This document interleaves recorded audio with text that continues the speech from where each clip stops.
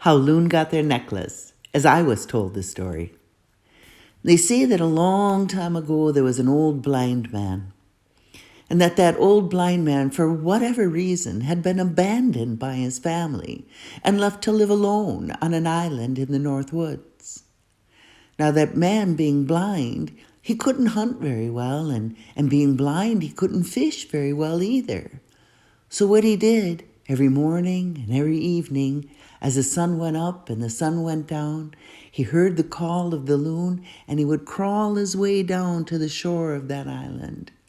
He would listen to that loon, and being of the loon clan himself, be somewhat comforted in his loneliness. But the call of his cousins did nothing to appease his hunger. And so what he would do is he would crawl around, reaching out his hands into the sand, into the muck, and he would grasp onto these shelled animals, and those shelled animals would become his food. Now this old blind man, who was very grateful to the clams and the mollusks that gave up their lives so that he could eat, and so he would save their shells, and day by day he would string their shells onto a necklace that he wore. It was his great prize, the one thing that he loved beyond all else, the only thing that he had, truth to be told. Well, this went on for quite a while, and every day the man would hear the cry of his cousins, the loons.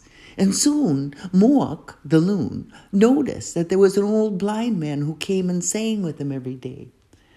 So Loon, he swam up to the old man and he asked, Cousin, why are you here? Why are you all alone?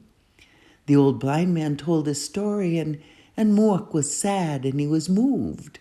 Muak said to the old man, I think I can maybe help you.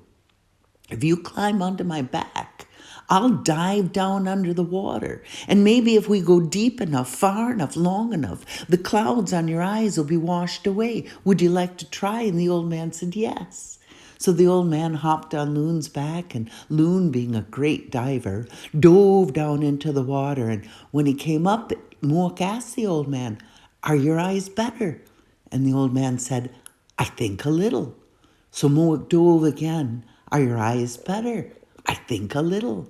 And Muak dove and he dove and he dove, and the old man clung on to Loon's back. And finally, at the last dive, Muak said, how are your eyes? And the old man said, they're clear. You've washed the clouds from my eye. The old man, no longer blind, was thrilled that he had gotten his sight back, and so grateful to Muak for his help. The old man, he thought, what could I give that would be a gift big enough to thank Muak for what he has done for me?